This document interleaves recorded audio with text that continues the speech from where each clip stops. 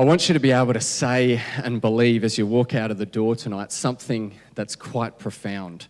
Don't you wish you said more profound things?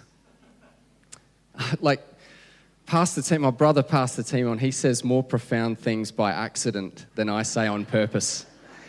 Don't you wish you said more profound things? I want you to be able to say something profound as you leave tonight, but it hasn't come from any modern preacher. It was said long before any pastor. And I want you to be able to say it with some level of conviction tonight. And I'm sort of amping you up for this. You know, a lot of times when preachers, they want you to finish their sentence, they say it and they don't give you enough warning. And so what ends up happening is they say the first part of the sentence and it ends up being this murmur. So as I'm speaking right now, get your wits about you. Get ready, because I'm going to ask you to finish my sentence, all right? And it's going to be something profound, okay? So are you ready?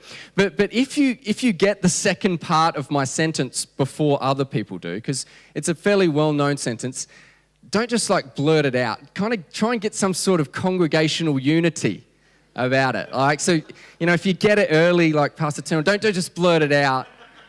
Just kind of feel the rhythm. It's a night of music tonight. Feel the rhythm and say it with some sort of congregation. Can you do that?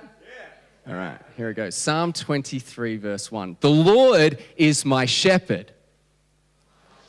Ooh. Do you believe that? Do you believe that? The Lord is my shepherd. I shall not want. What shall you not want? You know, for about the past 4 years, one of the roles that I have done in my life is to shepherd young people. And pretty soon what you find out when you do a role like that is you find out that the things that you did that were cool not even that long ago are no longer acceptable.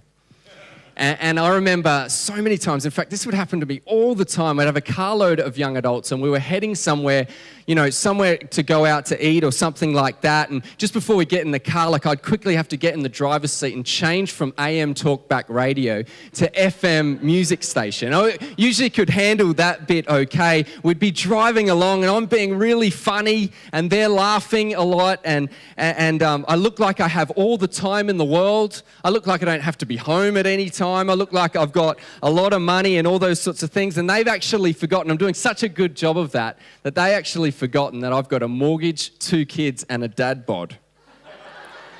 You know, I'm doing such a good job. And the truth is, I probably shouldn't be going out to eat what we're about to eat. I'm not really that free. In fact, I'm actually quite committed, but they don't realize it, right? So it's all good. And I remember this so many times. We'd drive to the place that we're going to eat and I'd get out the front door of my car and I'd be walking up to the restaurant or wherever it was, and all of a sudden I realized that nobody was with me and everything was quiet. And I would turn around and I looked in the back seat of my car and there's 3 young adults struggling with the door handle because the child lock's still on. And I sort of wander over to the door and I open the door to let them out, and they're actually ticked off about it. And they're like, dude, there's something wrong with your door. It's jammed. We're actually from such different worlds that they don't even know what child lock is. You know, and so we'd walk up and I'd realize this was always a stark reality for me. That this shepherd does not have all the answers to your questions. This shepherd has limitations. This shepherd does not have answers to your fears. This shepherd will leave you in the want. And Psalm 23, verse 1, it says this: the Lord is my shepherd. I shall not want. You know, if you're anything like me, I know that there are people here tonight who are actually battling with fears for things that are completely out of your control.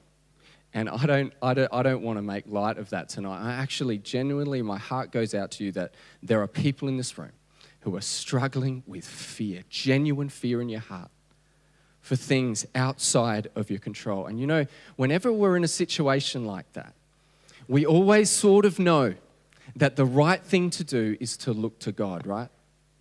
We sort of know that.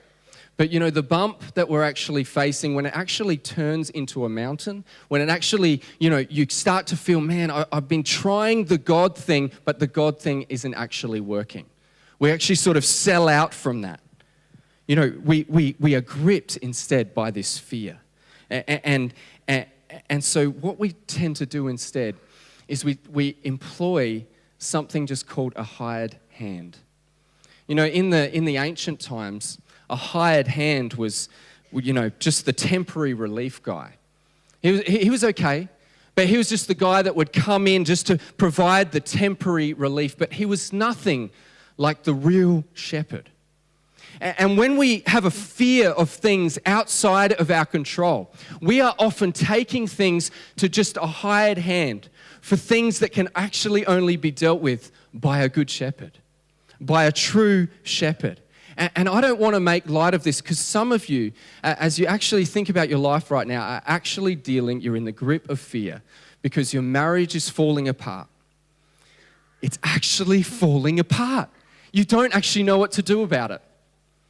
You know, or nothing is going right at work. Or you look at your children, all the hopes that you had for your children, and it's disappointing for you. You haven't found someone. You desperately wanted someone to share your life with. You haven't found them. You feel like everything that you try, you fail at.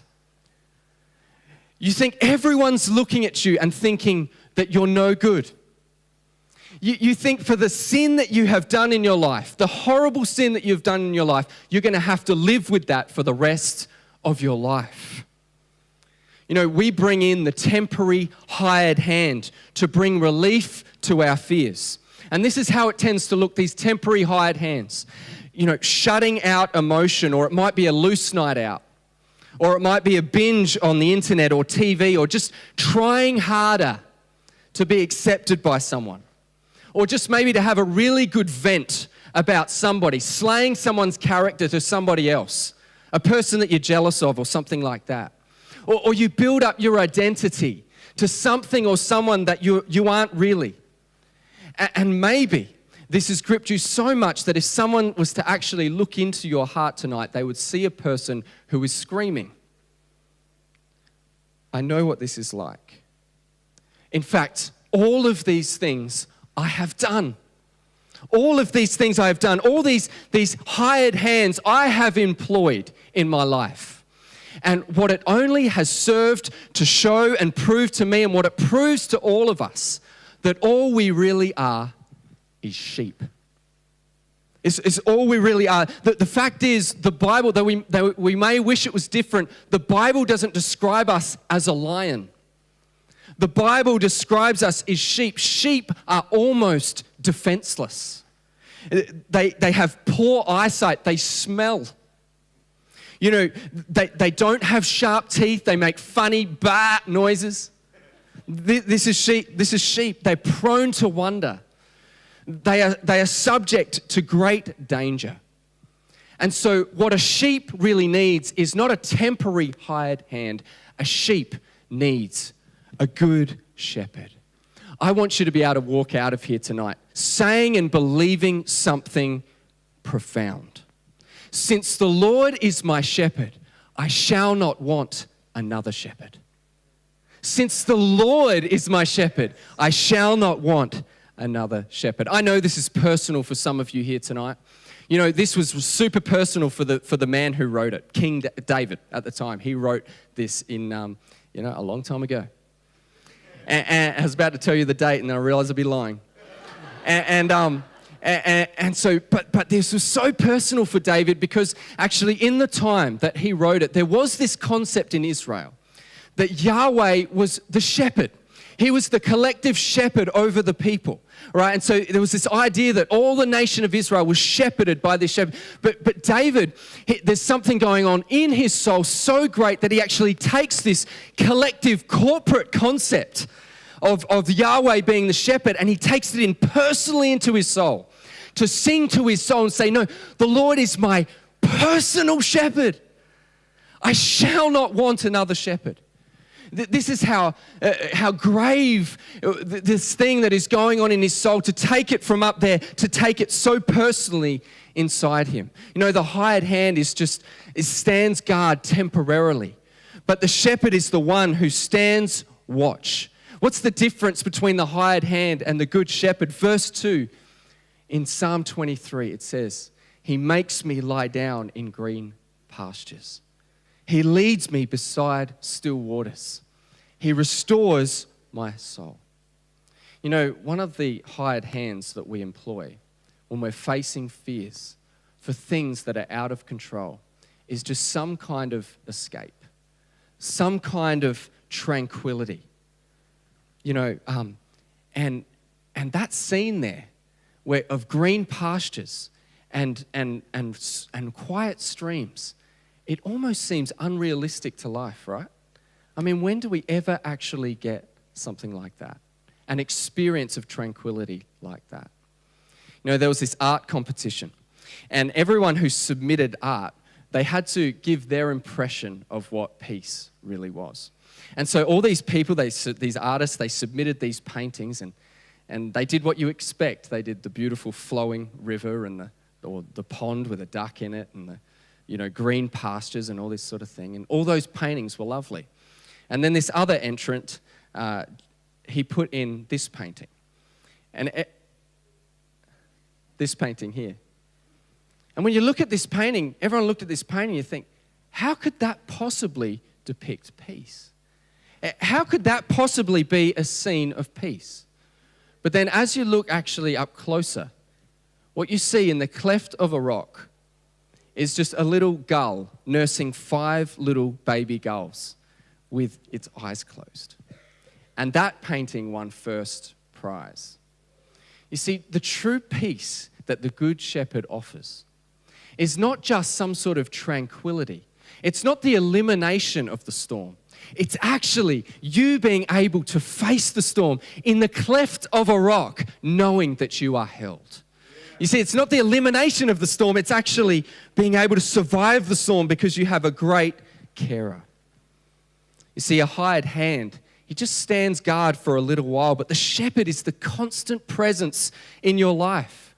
Such is the constant care of your soul that you could sit in the presence of your enemies, and a table is prepared for you with beautiful food for you to eat, and for you to recline at that table with all these animals, these evil animals or evil people around you, circling you, ready to devour you, and for you not to fear any evil or fear any harm. With the hired hands that we employ, surely trouble and condemnation and fear will follow you all the days of your life. But with the Good Shepherd, surely goodness and mercy will follow you all the days of your life. You know, we always learnt that verse as surely goodness and mercy will follow me. But actually, you know, the Hebrew rendering of the word follow me, it actually means pursue me. You see, God doesn't actually just passively follow along us in our life. He actually actively pursues us in our life to give us grace, satisfying grace and mercy. Why is this shepherd so good? Why can you actually say, the Lord is my shepherd, I shall not want another shepherd? You know, centuries later, after David had written this of the Lord God Almighty, John the Baptist, he saw Jesus Christ coming, and he declared in this loud voice, behold, the Lamb who takes away the sins of the world. And so, is Jesus the Good Shepherd, or is he the Lamb? This is why he is so good, because he's both. In fact, what will put an end to your fear is realizing that what makes Jesus such a good shepherd is that he knows what it's like to be a lamb. You know, no one else in your world, no hired hand, no person, no thing has become like you in order to reach you like Jesus has. No one so high above you, greater than you, has ever stooped down so low to experience all that you face in this life like Jesus has. He's the Lamb who has become your good shepherd. How can I explain this? Last year when I was in America, it was about the second day of going to seminary class. The first day wasn't so great. It hadn't quite met my expectations. I hadn't met many people. I felt a little bit alone.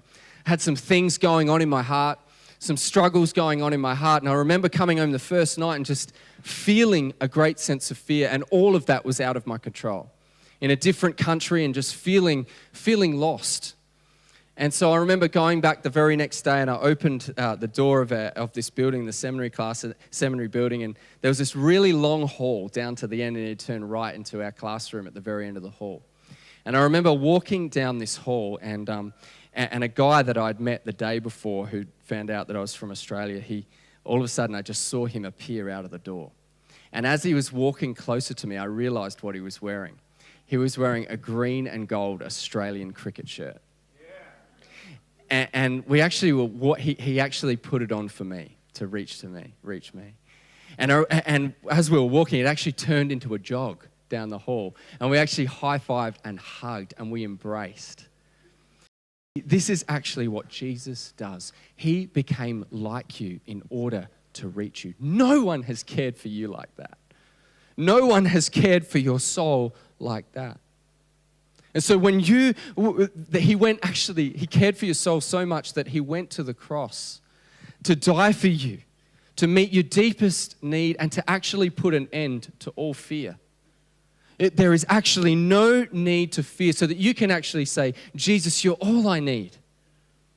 And on the cross, I see your love for me. I see your care for my soul. The Lamb on the cross who becomes my good shepherd, who cares for my soul.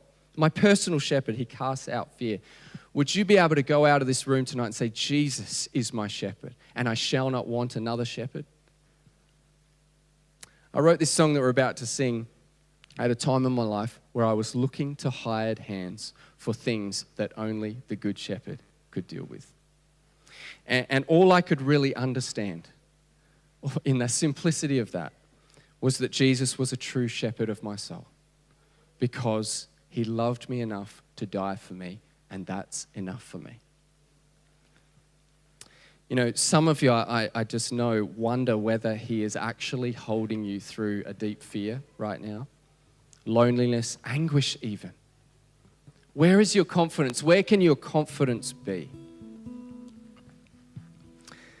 Second last day before we came back home to Australia. And we packed up our house, and I decided, had a spare afternoon, I decided to go along to a last college basketball game.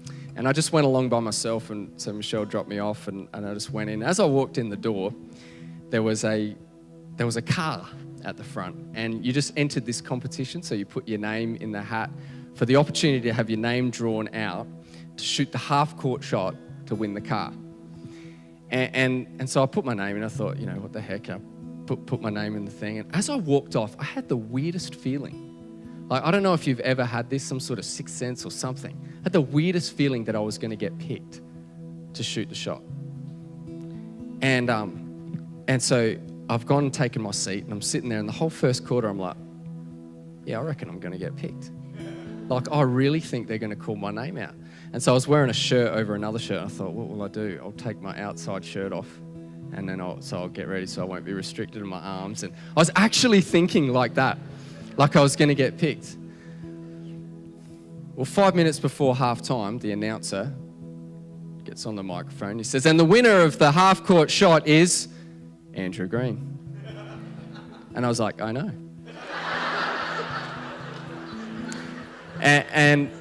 And so I went to and I just remember afterwards Michelle picking me up, and I just told her, I said, babe, like, I just had the weirdest experience. I put my name in the hat and I walked off, and I just knew I was going to get picked.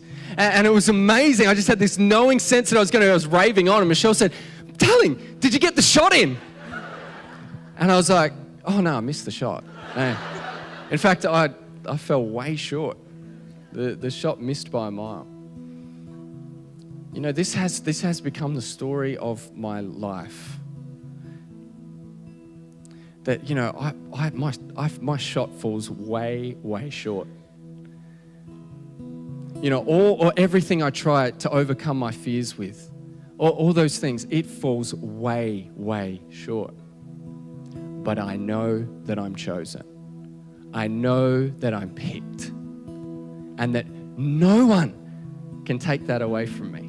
No one can take that away from you if Jesus is your true shepherd. You know, Jesus actually said this.